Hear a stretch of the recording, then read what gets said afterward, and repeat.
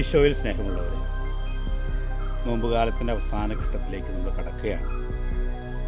ഇന്ന് വിശുദ്ധ മർക്കോസിൻ്റെ സുവിശേഷം 8-ാം അധ്യായം 31 മുതൽ 9-ാം അധ്യായം 1 വരെയുള്ള വാക്കുകളാണ് നമ്മൾ ധ്യാനിക്കുക. ശിഷ്യന്മാർ വാഗ്ദാനങ്ങളുടെ ലോകത്ത് ജീവിക്കുന്നവരാണ്. കർത്താവ് നൽകിയ വാഗ്ദാനങ്ങൾ അക്ഷരാർത്ഥത്തിൽ മാത്രം എടുക്കുന്നവരാണ്. അവർക്ക് വലിയ പ്രതീക്ഷകളുണ്ട്. രാജ്യത്തെ പറ്റിയുള്ള പ്രതീക്ഷകൾ അവർ അക്ഷരാർത്ഥത്തിൽ എടുത്തതുകൊണ്ട് അവരെ സംബന്ധിച്ചിടത്തോളം വലിയ ഒരു ആശങ്കയാണ്, അസ്വസ്ഥതയാണ്, ഭയപ്പാടാണ് ഈശോ ഈ പീഡാനുഭവത്തെ പറ്റിയൊക്കെ പറയുമ്പോൾ. അവർക്ക് ഇഷ്ടമുള്ളത് കേൾക്കാൻ അവരാഗ്രഹിക്കുന്നു. പക്ഷേ ഈശോ വ്യക്തമായിട്ട് അവരോട് പറയുകയാണ്, താൻ സഹിക്കാൻ പോകുന്നു, മരിക്കാൻ പോകുന്നു, എന്നാൽ അതിനുശേഷം ഉയർത്തെഴുന്നേൽക്കും. അവരുടെ ജീവിതത്തിൽ വലിയൊരു ക്രൈസിസ് വരികയാണ്.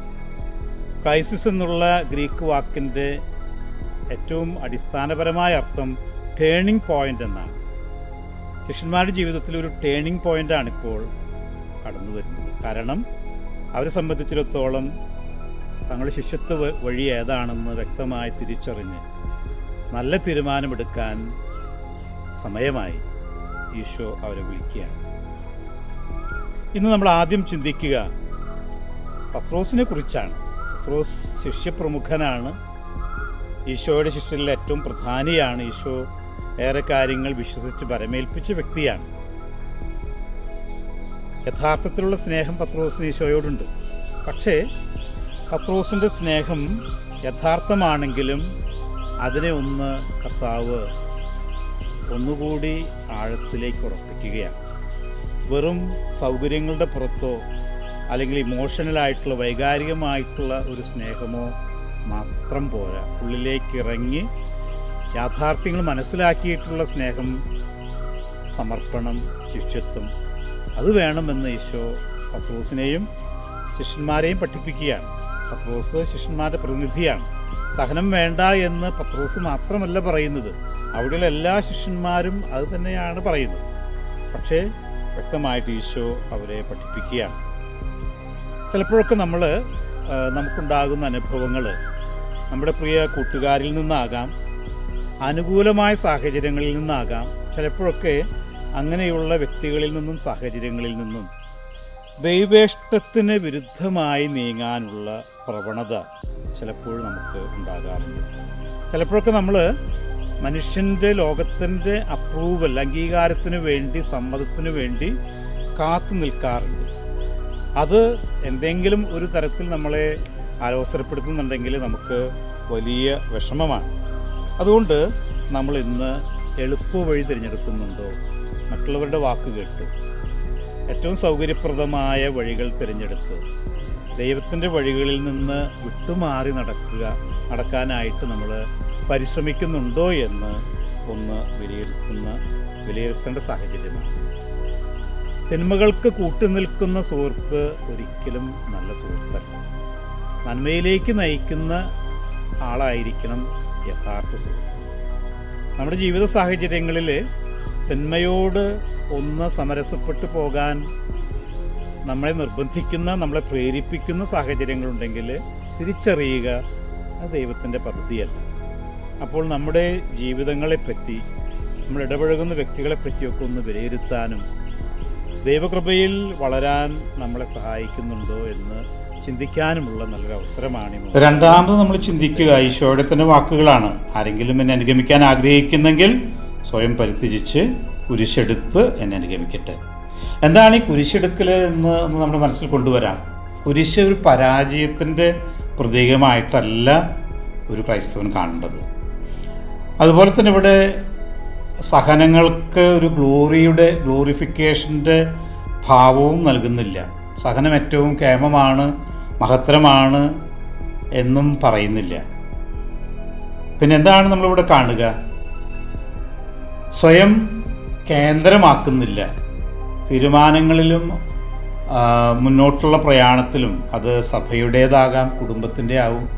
ഞാൻ എന്നെ തന്നെ കേന്ദ്രമായിട്ട് പ്രതിഷ്ഠിക്കുന്നില്ല.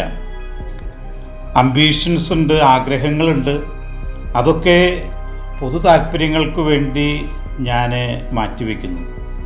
നമുക്കറിയാം, ഇന്നത്തെ ഇലക്ഷൻ്റെ പശ്ചാത്തലത്തിൽ സ്ഥാനമാനങ്ങൾക്ക് വേണ്ടിയിട്ടുള്ള പിടിവലിയും വടംവലിയും ഒക്കെ നടക്കുന്ന ഒരു കാലഘട്ടത്തിൽ കർത്താവിൻ്റെ വാക്കുകൾ നമ്മളോട് പറയുന്നത് നമുക്ക് വ്യക്തമായിട്ട് മനസ്സിലാക്കാം.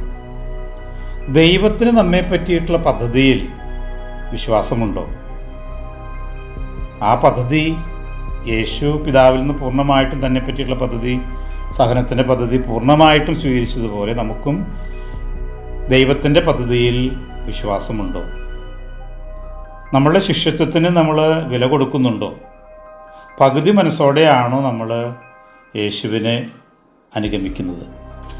വളരെ അൺപോപ്പുലറായിട്ടുള്ള ചില തീരുമാനങ്ങളൊക്കെ എടുക്കുമ്പോൾ അവിടെ ഒരു കോംപ്രമൈസിന് നമ്മൾ ചിലപ്പോഴൊക്കെ ശ്രമിക്കുന്നുണ്ടോ? അതുപോലെ തന്നെ സഹനത്തിൻ്റെ അർത്ഥം ക്ഷമിക്കലും കൂടിയാണ്. യഥാർത്ഥത്തിൽ വിട്ടുവീഴ്ച ചെയ്യാൻ, ക്ഷമിക്കാൻ നമുക്ക് സാധിക്കുന്നുണ്ടോ? ജീവിതത്തിൽ ആത്യന്തികമായി ആത്മാർത്ഥത പുലർത്താൻ, സത്യസന്ധത പുലർത്താൻ നമുക്ക് സാധിക്കുന്നുണ്ടോ എന്നുള്ളതാണ് ഏറ്റവും പ്രധാനപ്പെട്ട ചോദ്യം. ഇന്നത്തെ ലേഖനം പത്രോസിൻ്റെ 1-ാം ലേഖനം 4-ാം അധ്യായം 12 മുതലുള്ള വാക്യങ്ങളാണ്. സഹിക്കുന്നത് മാനുഷികമായിട്ട് നമ്മുടെ പരിമിതികൾ മുതൽ നമ്മൾ സഹിക്കുന്നു. ക്രിസ്ത്യാനി എന്ന നിലയിൽ, ക്രിസ്തുവിൻ്റെ അനുയായി എന്ന നിലയിൽ നാം സഹിക്കേണ്ടി വരുന്നു. അതൊക്കെ നമ്മുടെ നന്മയ്ക്കും വിശുദ്ധീകരണത്തിനുമാണ് എന്ന് പത്രോസ് ശ്ലീഹ ഓർമ്മിപ്പിക്കുകയാണ്. നീതിമാൻ കഷ്ടിച്ച് മാത്രം രക്ഷപ്പെടുന്നെങ്കിൽ മറ്റുള്ളവരുടെ സ്ഥിതി, ദുഷ്ടൻ്റെയും പാപിയുടെയും സ്ഥിതി എന്തായിരിക്കും? അപ്പം നമ്മുടെ നന്മയ്ക്ക് വേണ്ടി ഈ സഹനങ്ങളെ കാണാനായിട്ട്, നമ്മെ നന്മയിലേക്കും വിശുദ്ധീകരണത്തിലേക്കും നമ്മളെ നയിക്കുന്ന ഒന്നായിട്ട് നമുക്ക് കാണാൻ സാധിക്കണം. അതുപോലെ പഴയ നിയമ വായന മക്കബായ പുസ്തകം 2-ാം പുസ്തകം 6-ാം അധ്യായത്തിലെ 18 മുതലുള്ള വാക്യങ്ങളാണ്. എലയാസറിൻ്റെ രക്തസാക്ഷിത്വം. യഹൂദന് നിഷിദ്ധമായ പന്നിമാംസം നിർബന്ധിപ്പിച്ച് എലയാസറിനെ കൊണ്ട് തീറ്റിപ്പിക്കുകയാണ്. അദ്ദേഹത്തിൻ്റെ വാക്കുകൾ നമുക്കൊക്കെ വലിയ പ്രചോദനമാണ്. 23-ാമത്തെ വാക്യം, തൻ്റെ വാർദ്ധക്യത്തിൻ്റെ അന്തസ്സിനും നരച്ച മുടിയുടെ മഹത്വത്തിനും ബാല്യം മുതൽ നയിച്ച ഉത്തമ ജീവിതത്തിനും വിശുദ്ധവും ദൈവതത്വവുമായ നിയമത്തിനും യോജിച്ച വിധം അവൻ ദൃഢനിശ്ചയം ചെയ്തു. അപ്പോൾ അവൻ്റെ ആ ബോധ്യങ്ങൾ അത് കാത്തു പരിപാലിക്കുവാൻ സത്യസന്ധമായിട്ട് അയാൾ ജീവിക്കുകയാണ്. അങ്ങനെ തന്നെയാണ് അയാൾ മരിക്കുന്നത്. ഇത് നമുക്ക് വ്യക്തമായിട്ട് മനസ്സിലാക്കാം. മൂന്നാമത് നമ്മൾ ചിന്തിക്കുക, ഈ സഹനത്തെ ക്രൈസ്തവമായി നേരിടുമ്പോൾ നമുക്ക് കിട്ടുന്നത് എന്താണ് എന്നുള്ളതാണ്. ഈശോ പ്രകാരമാണല്ലോ പറയുന്നത്, സ്വന്തം കുരിശെടുത്ത് എന്നെ അനുഗമിക്കട്ടെ, ആരെങ്കിലും എന്നെ അനുഗമിക്കാൻ ആഗ്രഹിക്കുന്നെങ്കിൽ. എന്താണ് ഈ വാക്കുകളുടെ അർത്ഥം? ലോകത്തിൽ നമുക്ക് നിറവും സമ്പത്തും സൗന്ദര്യവും സൗഭാഗ്യവും ഒക്കെ ഉണ്ട്. ലോകം നേടാനാണ് നമ്മുടെ ആഗ്രഹം. പക്ഷേ പലപ്പോഴും അങ്ങനെ ലോകത്തിൽ ഉണ്ടാക്കുന്നവരുടെ ആത്മാവും ആന്തരിക ജീവിതമൊക്കെ ശൂന്യമാണ്. അപ്പോൾ കർത്താവ് വ്യക്തമായിട്ട് പറയുക, ലോകത്തിൻ്റെ മുൻപിൽ നേടാനല്ല, ദൈവത്തിൻ്റെ മുമ്പിൽ നേടുക. ചിലപ്പോഴൊക്കെ നമ്മൾ ചില മൗനമായ കോംപ്രമൈസ്, വിട്ടുവീഴ്ചകളൊക്കെ ചെയ്ത് സ്വന്തം താല്പര്യങ്ങളൊക്കെ സംരക്ഷിച്ച് ദൈവത്തിൻ്റെ ആ വഴികളെ മറക്കുന്നവരുണ്ട്.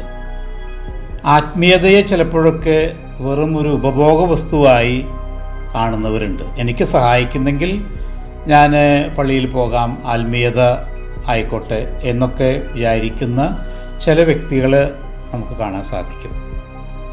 എപ്പോഴും ദൈവത്തോടു കൂടി ആയിരിക്കുക, ദൈവത്തിൻ്റെ പദ്ധതികൾ നമ്മുടെ ജീവിതത്തിൽ സ്വീകരിക്കുക. അങ്ങനെ സ്വീകരിച്ചു കഴിഞ്ഞാൽ ദൈവം അവരെ ഏറ്റുപറയും, അവരുടെ ജീവിതത്തിൽ വലിയ കൃപകൾ വർഷിക്കും, എല്ലാവരുടെയും മുമ്പിൽ അവർ ബഹുമാനിതരാക്കും. ഇതാണ് സുവിശേഷം എന്ന് നമ്മോട് പറയുക. അതുകൊണ്ട് ഈ നോമ്പുകാലത്തിൽ നമ്മുടെ ആന്തരിക ജീവിതത്തെ വിലയിരുത്താനും കൃപയിൽ വളരുവാനും നമുക്ക് പരിശ്രമിക്കാം.